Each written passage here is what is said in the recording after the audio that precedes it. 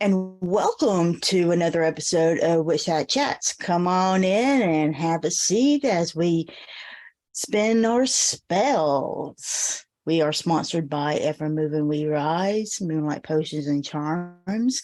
And I am your goddess host, Miss Nikki Kirby. And we are also sponsored by our wizard that is for hire. And I don't know what he's for hire for, but his name is Saul Ravencraft. How are you doing, Saul? Oh, I'm good. I do all the things. Uh, All the things. Now, all the we've got things. another Magic Mike movie coming out.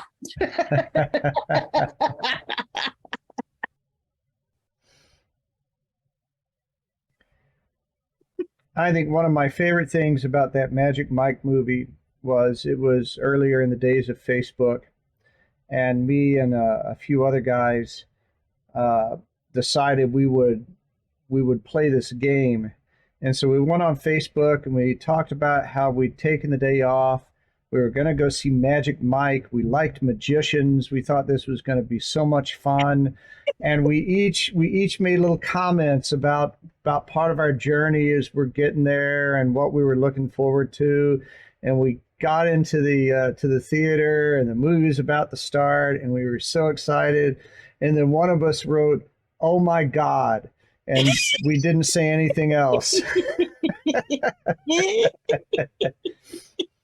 I've actually not seen the film, but we created this little uh, bit of theater for people, and it was fun and it was funny, and I just remember doing that. That was a very silly thing. Sometimes you Yes, we're do stuff going to like do the that. hashtag Magic Saul.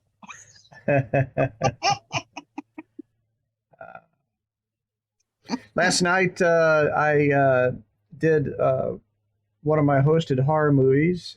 We watched Night of the Comet from 1984. It's very 80s, very, very 80s. But one of the things I like about it is the young women in there are not portrayed as defenseless little ditzes. They take care of themselves and they know what they're doing, and they don't need someone to protect them. And that was a lot of fun. But the place where we do this, Mr. Tramps, they've got a system that controls all of their audio, visual, and everything, and lets them separate out what's going from one place to another.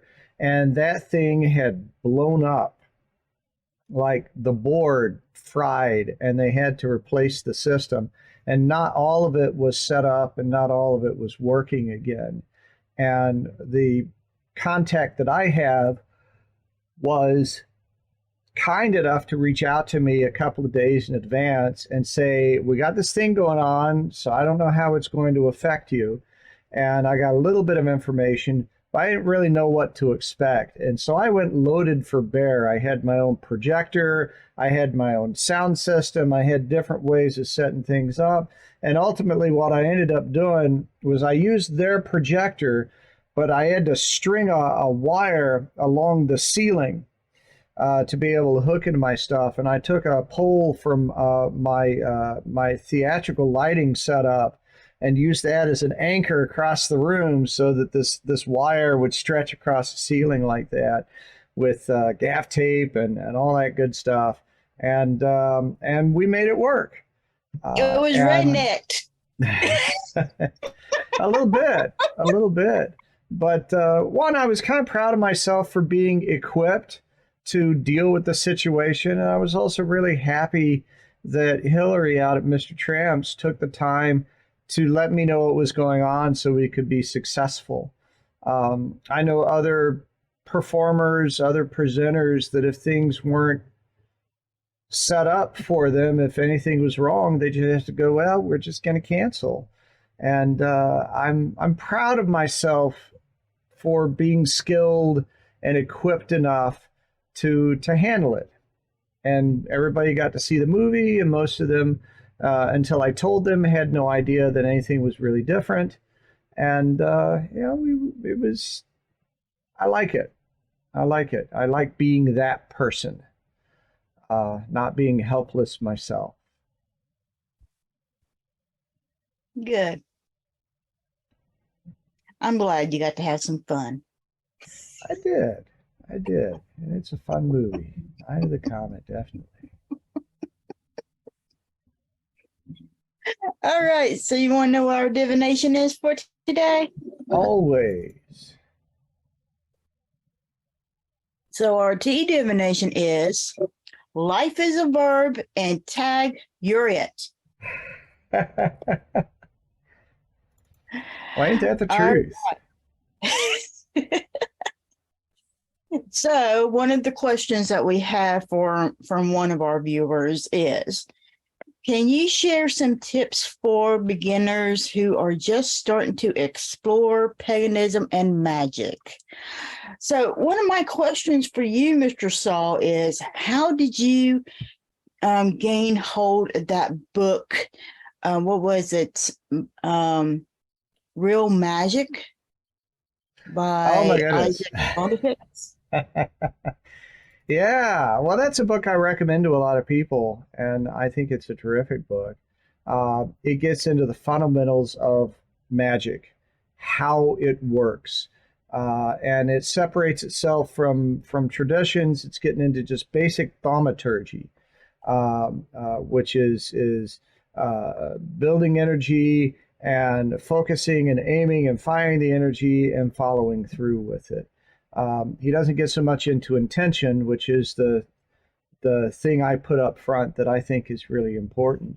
But I think he does a really good job of breaking the idea of magic down into a way that someone who has not necessarily walked a magical path can wrap their head around it. And you go, okay, that makes some sense. Maybe I'll give that a shot.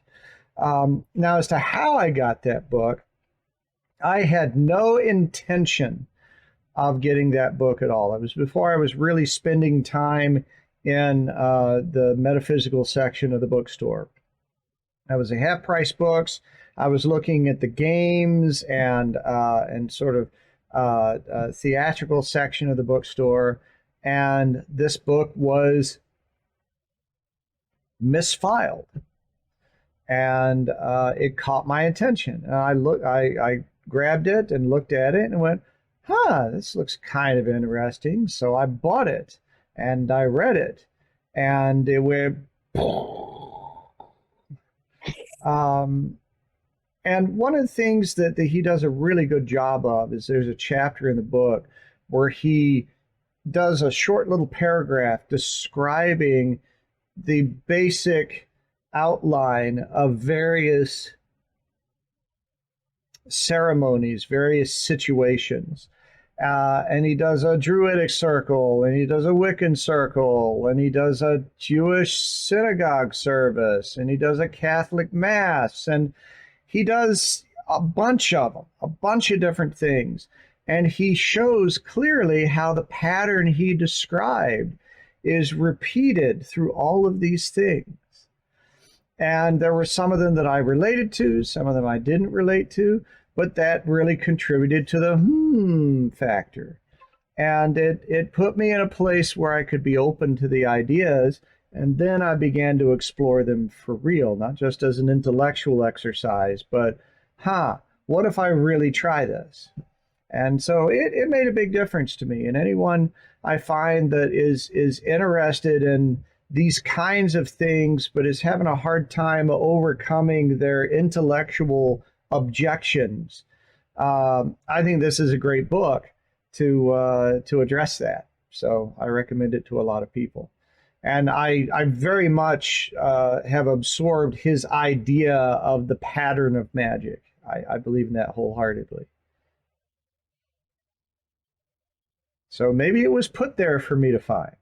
I think it was. I think it was. Happy accident. It wasn't an accident. There's no such thing as accidents. Yeah. Now, it was very different for you, though. Oh, for me, basically, I just turned my hold back against the Christian God because of the fact that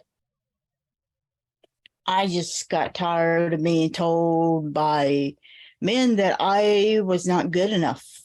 That was my path. I think for everybody it is different. Because for some people, but with everybody, we have something that's in common. There's a piece that's missing. There you go. There's a piece that's missing. That's the reason why we're looking for something. We're looking for something to fill that void, whatever that may be. And it's to fill that spirituality, because your current spirituality, whatever religion, and it's not religion, it's just spirituality. Okay, there's a difference between religion and spirituality. Religion is something that's organized, and it's a one view, one way. This is the way it has to be. And if it's not this way, then you're going to go to, hell or wherever the hell you're going to go to. Spirituality has no rules. It's basically experienced by you. That is your spirituality. That's the major difference right there. I can go into more details about it later. But when it comes to trying to figure out what you want, number one, figure out what you're missing. Okay? Or figure out not what you're missing, but what you want. A lot of people say, I'm broken. Well, that number one, don't look at it that way. Look at what you have and what you want. Instead of saying, well, I'm broken, say, what do I want to be? There's a difference. Because if you're broken, that means you have to put something back together. If you want to be something, that means you're taking this little seed and you're adding your sun, you're adding your water, you're adding your fertilizer, you're making it grow instead of trying to put something back together. Okay. So that's pretty much the way you need to kind of look at your spirituality. Your spirituality is a garden. That's what it is. And so as that begins to grow, there's times you're going to have the weeds. You're going to have to take the weeds out, and you're going to have to pull them, and you're going to have to go down to the roots and yank it out. But do some research. There's all kinds of books out there now that didn't used to be around when I was a kid. Books on everything you need to know about witchcraft and Wicca, everything you need to know about paganism, everything you need to know on Buddhism, everything you need to know on this and that. Buddhism for dummies. The real magic. There's even a book now that Lilith Dorsey has a book on voodoo and other African American spiritualities that I'm still reading, because she's got so much information in there on so many different African American spiritualities that I have to sit here and I have to literally go back and reread each chapter, because she has so much information and each one is so different that it takes more than me going through and reading it to actually gain a good understanding of it. Right. Okay. Right. She's got one of those. And I know it's not just her. That's one of the books I've just read. I'm still reading. Not that I just read. I haven't even gotten through it. I've been reading that damn thing for 6 months. I still haven't gotten through it. Okay. And I'm reading one chapter at a time, and then I go back and read the thing again, as well as with I read 10 books at a time. Okay. In addition to other books to try to help me understand. So, like I said, you got those. Check out your internet sources. Make sure that they're decent sources, and these people actually know what the hell they're talking about. Check out your authors. See how long have they been into the craft or into the magical world. whatever magical world that they in, if you want to do the magical world. And they don't have to be authors, for God's sakes, okay? They don't have to be authors that have written 80 freaking books. And they don't have to be published by Llewellyn, and they don't have to be published by, all these other things. They don't have to be those type of people. Because we've got people in this world that are very great mentors that have shops. They don't have to have a shop, okay? But they know what they're talking about. Now, if they're telling you that you have to have sex with the high priest and high priestess in order to do this and this and that, that's bullshit, okay? And use some common sense. Please use some common sense, okay? If they tell you that you have to buy this ring here, and this ring is going to give you the power over earth and fire and all that, that's bullshit. All right. Just, that's bullshit. Sit there and kind of use some common sense. And yes, you will have to spend time with, guess who? Yourself. You're going to have to spend time with yourself. Yes, you're going to have to spend time with yourself, and you're going to have to sit here and have a conversation with yourself before you have a conversation with whatever deity you may want to contact. Because you're going to have to know what it is that you want to be. And this is not, it may be a simple task, and it may not be. And if it's not, okay, but don't rush it. It's not like it's going to be a pop quiz. It's not a pop quiz. It's not something that you're not going to have to be a witch for the rest of your life, okay? You're not going to have to be in Wicca for the rest of your life.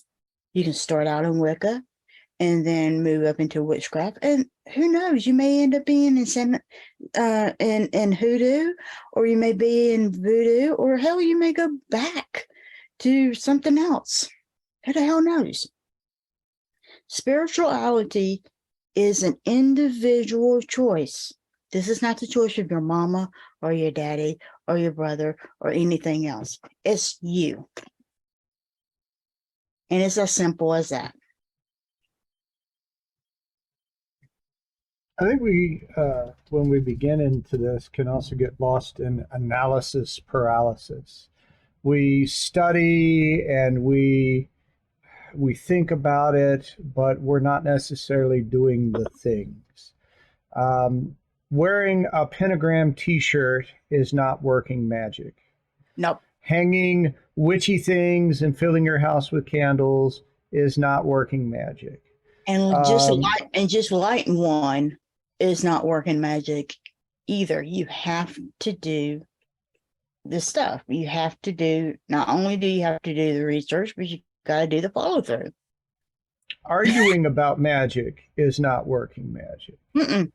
I look at our divination today. Life is a verb, and magic is a verb.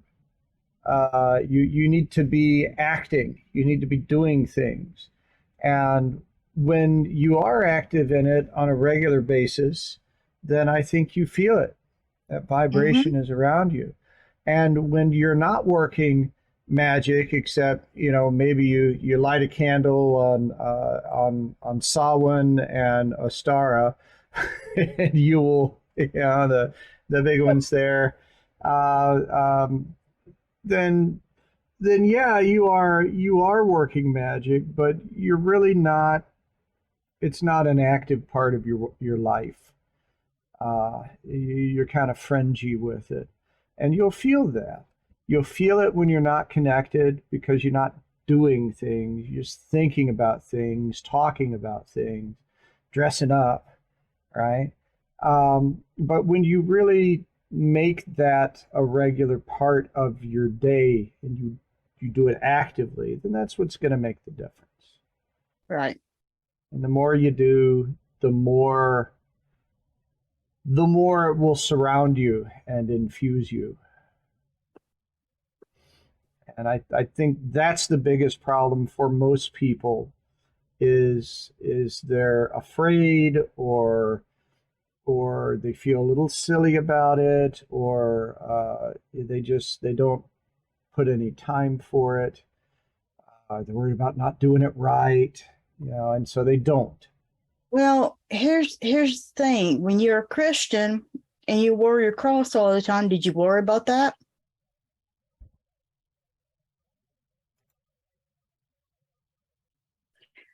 Did you worry about when you brought your Bible everywhere? Did you worry about that? Or when you wear your Christopher medal, if you're Catholic, or your St. Anthony medal? Did you worry about that? Nope. So why would you worry about? Now, I understand in some locations now, I understand like in parts of the South, I do understand that why you wouldn't wear a pentagram, you would wear it underneath there, or why you wouldn't wear it at all. But you don't have to wear something in order to be magical because you're magical. I mean, hell, just waking up in the morning is magical. Your hand, it being together, is magical.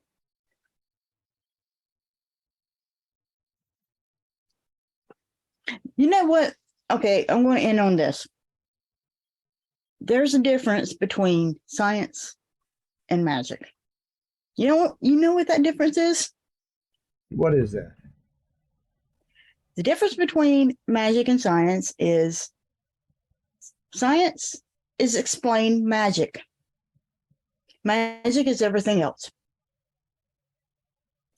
And the reason why I say that is because at one time, you take the electricity, they thought that was magic. You take lightning, they thought that was magic. You take the rain that comes out of the clouds, they thought that was magic. They didn't know how grass grew. They thought that was magic. Ooh. Everything that we take for granted now, even the water, when it boiled in the fire, they thought, oh, that's magic. We understand how that's done now, how that all is created. It's just explained. Right. Well, on that note, we're going to get some more explanations of things you got to know from our sponsors. So watch these messages, and we'll be right back with our special guest. Anybody can tell you what is on a tarot or oracle card. What matters is seeing beyond what others may not be able to see and help the client to uncover what lies in the mist. What do readings from Moonlight Potions and Charms do? Wednesday, I did this ancestor reading, and it was an amazing reading. And it was a detailed reading. And I remember talking to this customer's ancestors, and it was so delightful. And he wanted some questions to be answered about the magic in his family because he didn't know. And his family was mostly like most of our families are. You know how everything is like hush hush when it comes to the magic in his family. And he wanted to know who can he actually talk to about the history of the magic in his family. And I was able to give him specifically who he can go to talk to about that. What particular deity he can actually go to be able to help him with this. And it was just an amazing reading, and talking to his ancestors. They were such a delight, and they told me so much about this customer. It was just an absolutely wonderful, wonderful reading for him. And I was just so happy to be able to give him this wonderful reading. It's really amazing to be able to give people these readings, these products that's really going to help them, and be able to give back to the community, because this is what Moonlight Potions and Charms is about. We want to help you to embrace the power of your own magic. That is what we are all about. It's to help you to do that. Book now and allow our wonderful staff to take care of your spiritual reading needs. And there is so much more in our Wicked store to help you to embrace the power of your own magic. So come on in to Moonlight Potions and Charms at www.moonlightpotionscharms.com and discover the wicked things that ignite the magical passion in you. I'm Saul Ravencraft, co-host of Witch Hat Chats. I understand just how confusing and chaotic it can be to open to a path of magic and manifestation. Everything seems to turn on its head. I want to be an ally as you find the way upon your path. My studio setup will let us do readings, coaching, and exploration virtually, just as though you were sitting across the table from me. One size does not fit all, and we will work together to craft the right approaches to build your practice, your confidence, and your power using the tools of divination, magical works, and spirit connections. It's never too late to embrace a new path and emerge empowered.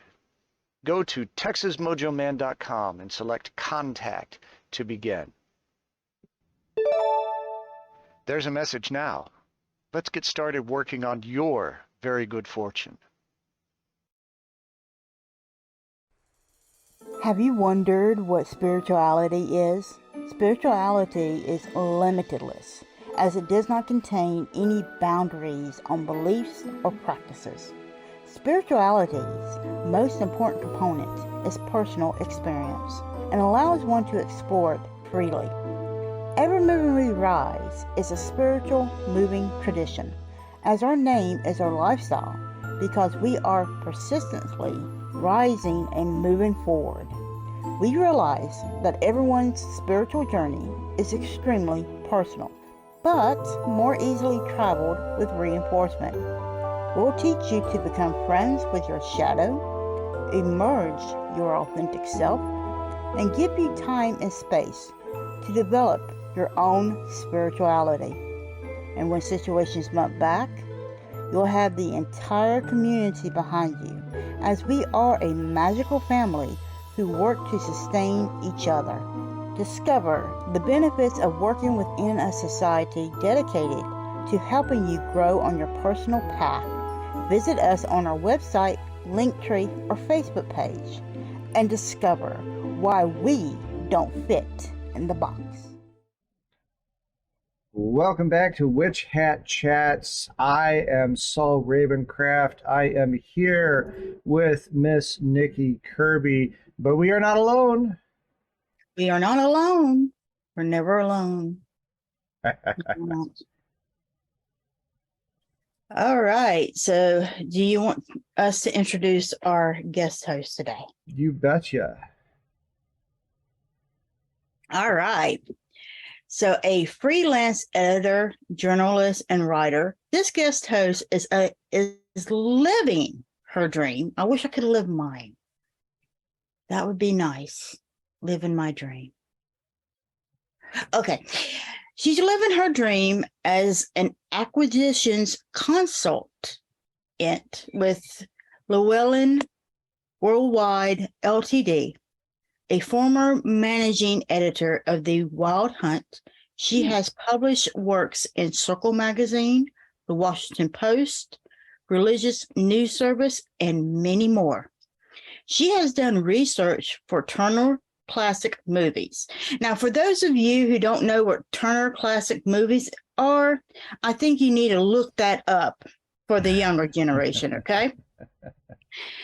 And here to talk to us about her revised and update book, Light Camera Witchcraft, A Critical History in American Film and Television, we are proud to introduce Heather Greene. How are you doing, Heather? I'm doing great. Thank you for having me to chat with you today. Not a problem, honey. So you have written a book about everything of witchcraft in our amazing film history. Yep, and television. So here, I just hold it up so you can see. It is Lights, Camera, Witchcraft, and it is a history of how witchcraft and witches are represented in Hollywood film and then in television as well.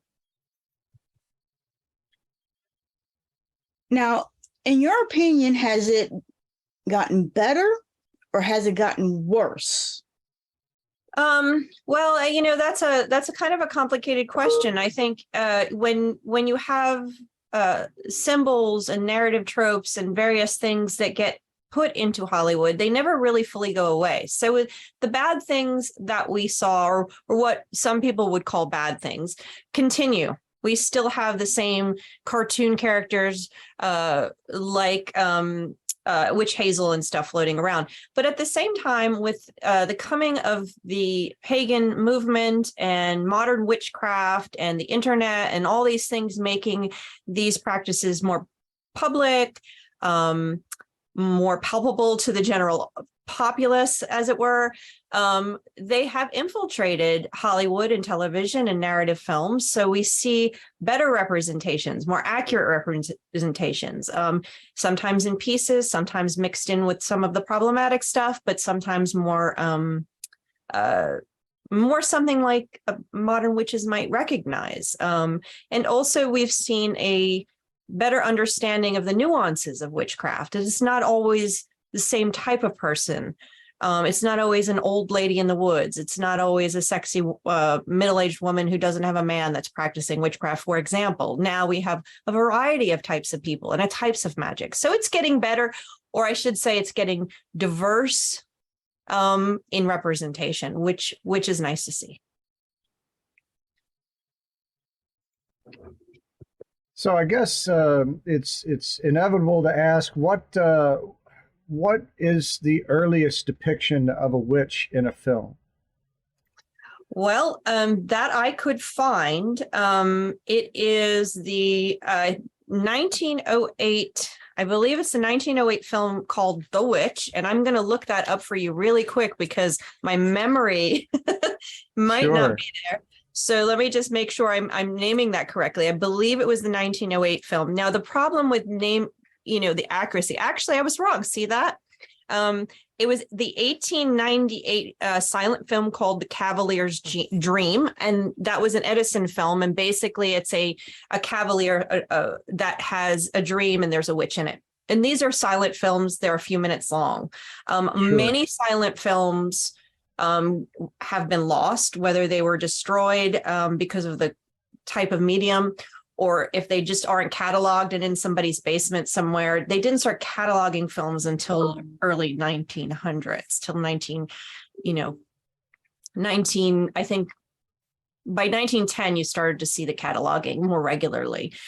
So there may be others, but that's the one I could find. Right.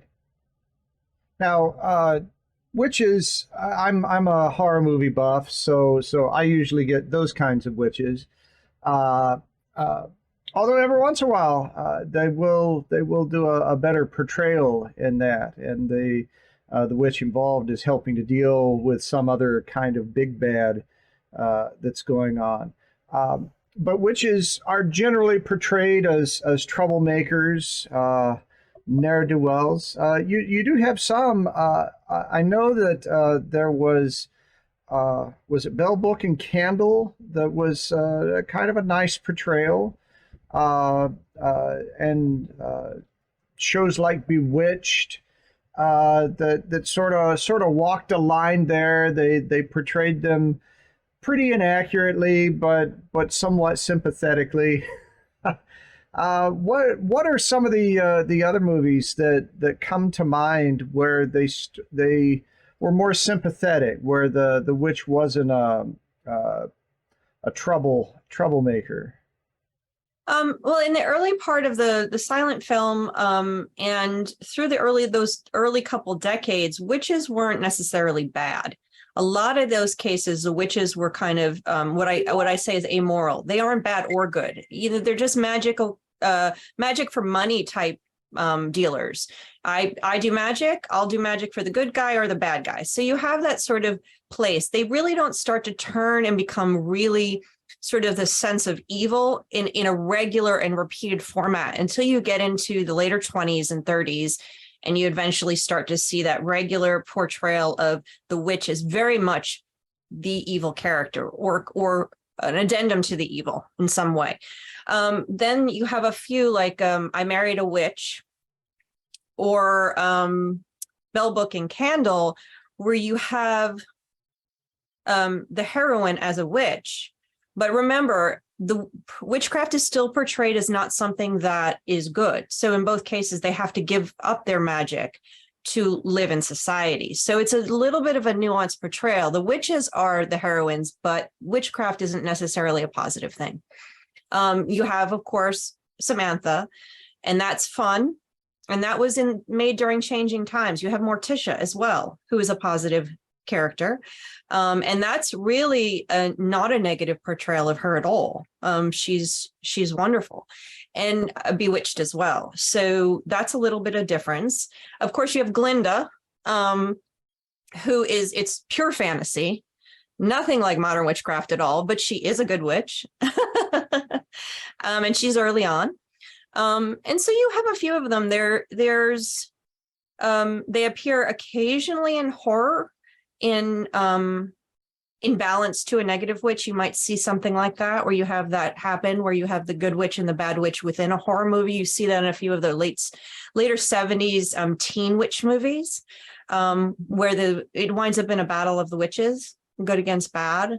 I believe that you have that it's in The Craft.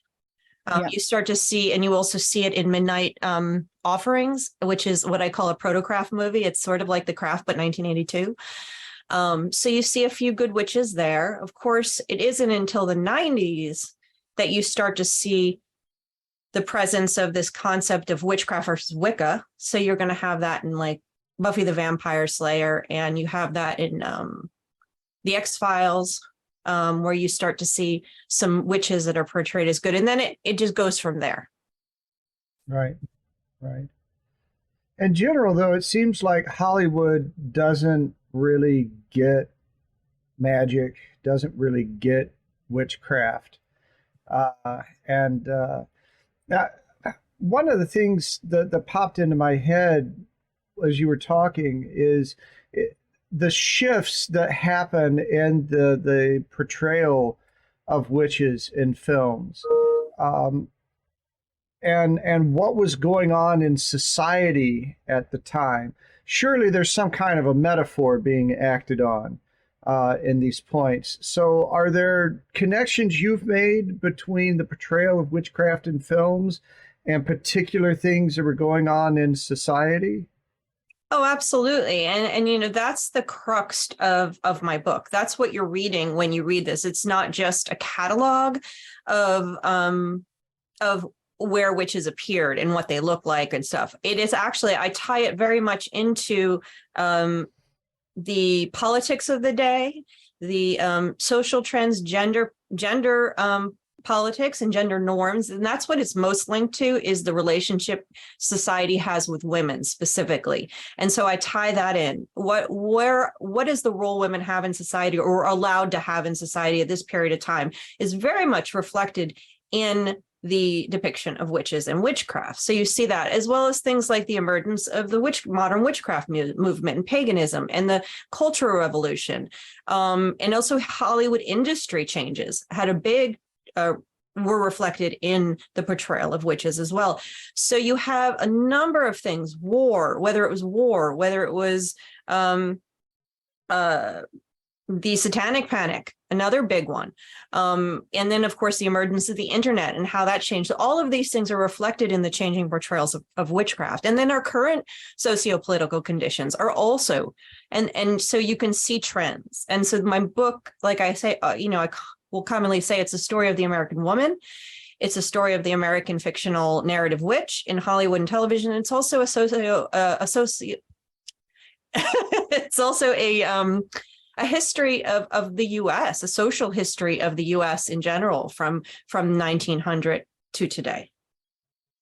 So you mentioned that. Oh, go ahead, Nikki. Sorry.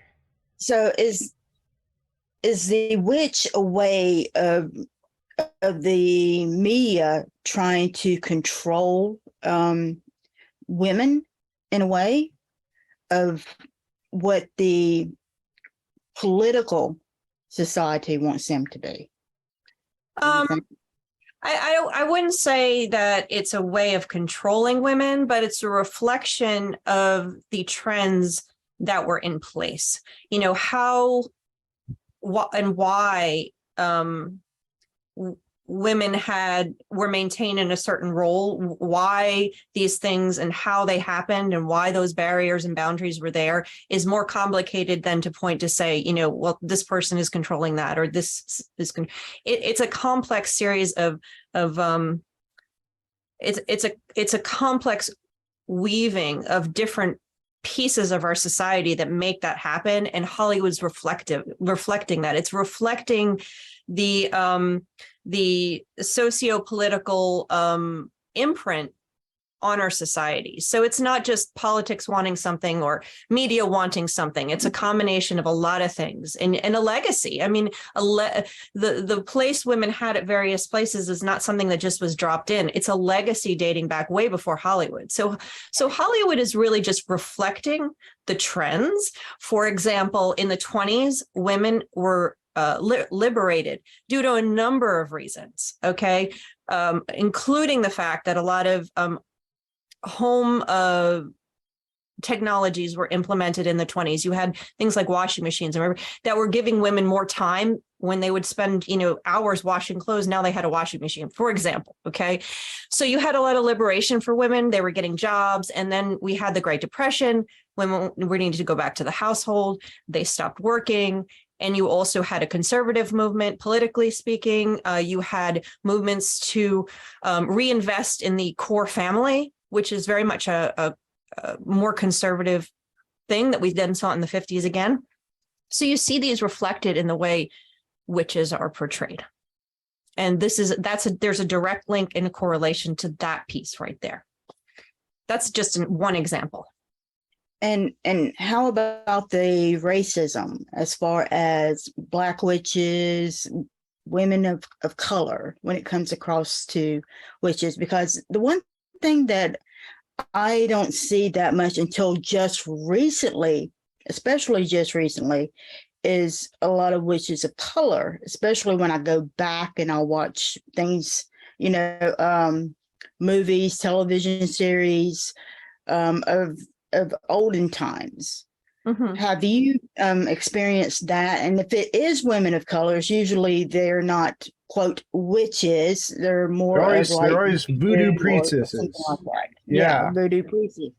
And that's exactly right. And so basically, that is what you see. There is a definite and marked racist narrative thread when it comes to Hollywood old films in general, Hollywood in general. And but within witches, that is exactly the case. If there was a component to a narrative film that involved a person of color, it was largely defined as either voodoo or something from the South Seas or something from Haiti or something from Africa.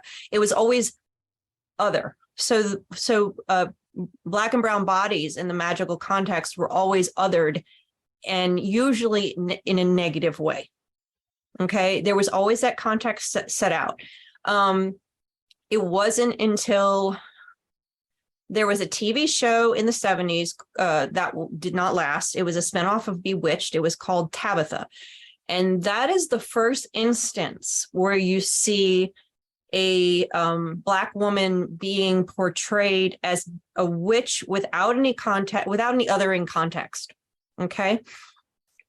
However, she was the bad guy. So you still had that component of it. She was the bad guy of the TV show, and the show didn't last, and only until recently could you even see the episode. So I think it's called Black Magic. I think is what the television episode is called. It's a Tabitha is the name of the show. You also had The Wiz, which was around the same time, which again, these were witches. They were not voodoo priestesses. The musical The Wiz was phenomenally successful. The movie, not so much. So, and then again, that drops off until a little bit to the late 80s, a little bit. Then The Craft, you have the first big representation where you have a major character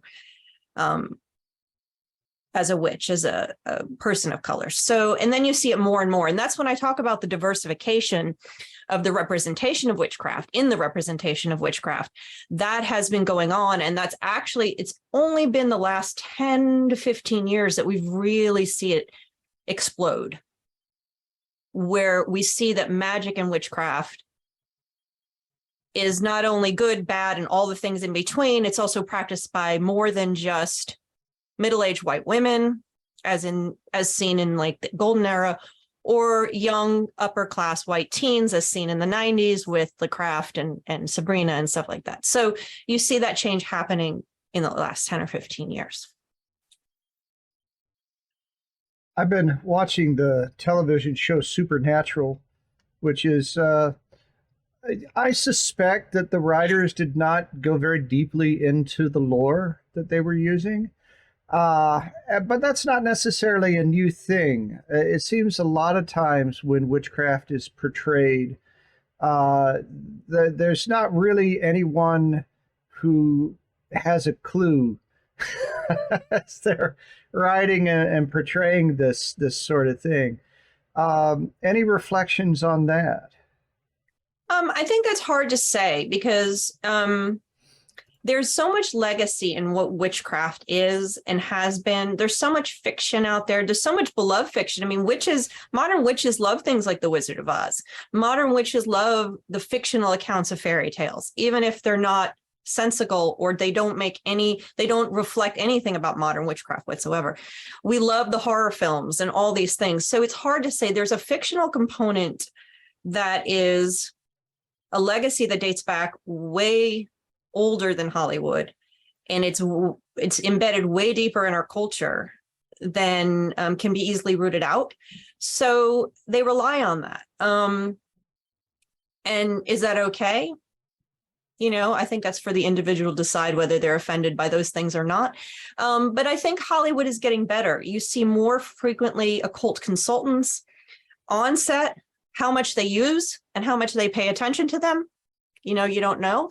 Are they doing their research? They may. If they don't have a consultant, they may, but they don't. How much they follow, they pick and choose because they've got to tell this fictional story that'll work on the screen and sell tickets. So it's really hard to say you know, how much they care. So I think it depends on the person, depends on the studio, depends on the writers, the director, how much they use, same thing. I think there's examples of both and everything in between. But generally speaking, if you notice it over a period of time, a trend, they are paying attention and trying to employ occult consultants and more research more readily. And it is obvious. If you look closely, it is obvious. Whereas, you know, 1950, not at all. It's all hocus pocus, let's say, right? 1940s. Now you have things like Craft Legacy, which had 3 occult consultants on it, doing rituals. You have consultants on the Mayfair Witches, which is out right now, had a consultant. You had consultants in the 90s, all through the 2000s. You even had, you know, Raymond Buckland was a consultant on a horror film in the 70s. So it's here and there, and it's more frequent, which I think is smart. You know, I why not? Right. I wish we had time to talk to you about Simon King of the Witches from 1973. What a great movie, right? So where can our people reach you? Well, the easiest thing to do is go to my website, heathergreene.net. In .net, there is a .com. Heather Greene, she's a whiskey expert. She's not a witchcraft expert. So go to heathergreene.net, and you can find all my socials there. I'm most active on Facebook and Twitter. You can find them there. And then you can come follow me there. You can also see the articles I write, because I am a journalist and I write articles. I cover occult and witchy type subjects. So you can find my newest articles there. And you can also see my my wonderful authors that I post when I work with them, because I am a consultant for Llewellyn. So I have many wonderful authors. You can find all of that on my website, or come say hi on social media. And I would love to hear from everybody. All right. Well, thank you, Heather, for joining us. Thank you for having me. It's a wonderful chat. All right. So that's all for our show today. So join us next week when Saul and I will be chatting with Dodie Graham McKay. So embrace your power, support your community, and keep your fuzzy babies, your family, friends, and yourself safe. And have an absolute magical week. I know some people who like to chat. I think they're witches, how about that? And every Sunday at 12 o'clock. And if you're hurting, they're willing to talk. Nikki, Kirby with that black stone. I agree, Evermoving We Rise.